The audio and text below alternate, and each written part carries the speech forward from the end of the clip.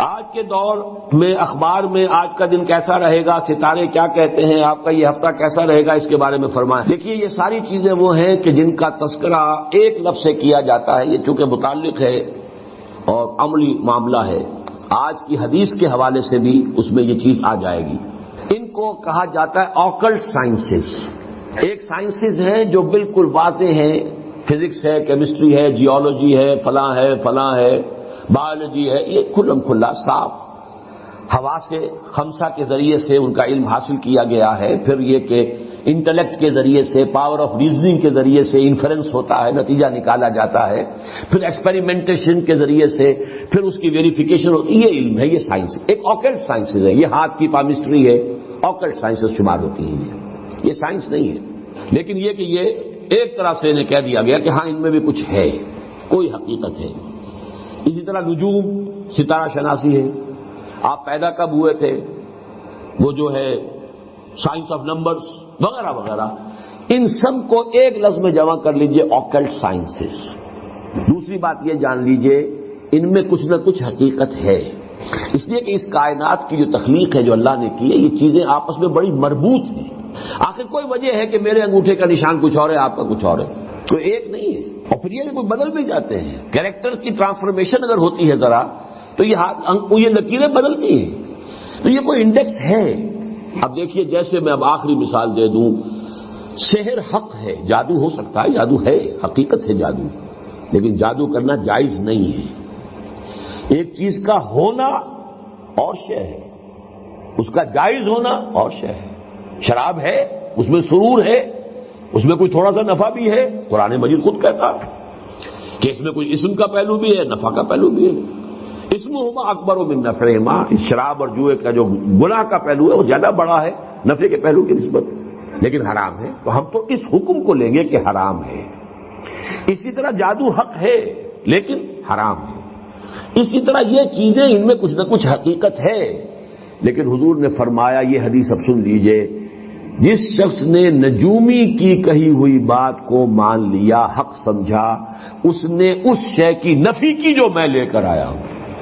میں لے کر آیا ہوں قرآن، میں لے کر آیا ہوں ہدایت، میں لے کر آیا ہوں وہ احکام جو اللہ نے مجھے دیے ہیں تمہارے لیے، تم ان کے پیچھے لگو، ان کو اپنا امام بناؤ، انہی کو سمجھو، انہی کو دل میں جگہ دو، انہی کو دماغ میں بٹھاؤ، باقی یہ اشیاء جو ہے ان کی طرف توجہ نہ کرو۔ ورنہ ہمیں معلوم ہے قرآن مجید میں ہے، حضرت سلیمان کے ایک وزیر نے وہ کارنامہ کر دیا تھا کہ نہیں، ملکہ سبا کا تخت کہاں سے کہاں پہنچایا، چشم زدن میں، جبکہ عفریت من الجن نے بھی کہا تھا کہ جب تک یہ آج کا آپ کا یہ جو ہے برخاست نہیں ہوتا دربار، اس وقت تک تو میں لا سکتا ہوں، میں وہ ملکہ سبا کا بلقیس کا تخت لے آؤں گا اس سے پہلے کہ آج دربار برخاست ہو۔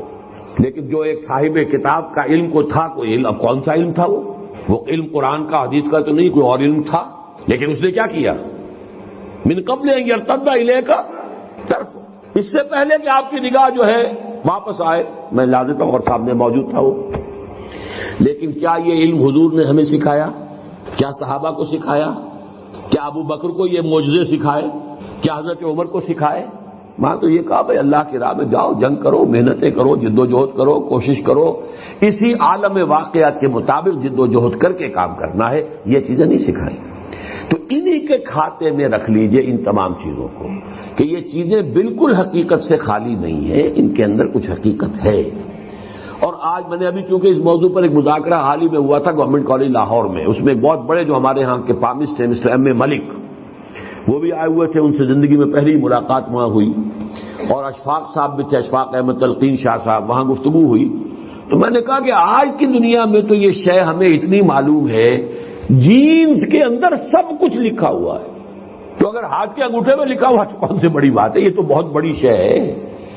ہر سیل کے اندر جو اس کے اندر جو نیوکلیس کے اندر جینز ہیں، اس میں ہر شے موجود ہے، آپ کی پوری ہستی موجود ہے، آپ کا پورا وجود موجود ہے۔ تو بہت ہی چھوٹی سی شے میں ہے، یہ انگوٹھا ہو یا ہاتھ کا یہ پورا میں تو بہت کچھ ہو سکتا ہے، لیکن ہمیں محمد رسول اللہ نے ان چیزوں کی طرف ترغیب نہیں دلائی۔ ہمیں رکھا ہے کتاب اللہ پڑھو اور سمجھو، میری سنت پر عمل کرو۔ جو دنیا میں جو مادی وسائل و ذرائع ہیں ان کو تسخیر کرو، انہیں استعمال کرو، توکل اللہ پر رکھتے ہوئے بھرپور اعدوا لہم ما استطعتم. یہ نہیں کہ بیٹھ کر تم اپنی وہ تپسیائیں کر کے روحانی قوت اتنی تیار کر لو کہ بس ایک پھونک مارو اور پوری کا پورا لشکر کفار ختم ہو جائے. That was not the way of Muhammad صلی اللہ علیہ وسلم. ورنہ وہ پھونک مارنے کی طاقت سب سے بڑھ کر تو حضور میں ہونی چاہیے تھی، لیکن نہیں. آپ کے بھی دندان مبارک شہید ہوئے ہیں، آپ کے بھی انتہائی محبوب چچا، خالہ زاد بھائی چچا اور دودھ شریک بھائی اور ساتھ کے کھیلے ہوئے ہمجولی اسد اللہ و اسد رسول ہی وہ شہید ہوئے ہیں اور ان کی لاش آپ کی نگاہوں کے سامنے آئی ہے.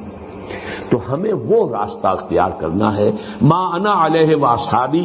باقی ان چیزوں کے بارے میں نفی مطلق کرنے کی ہمیں کوئی ضرورت نہیں.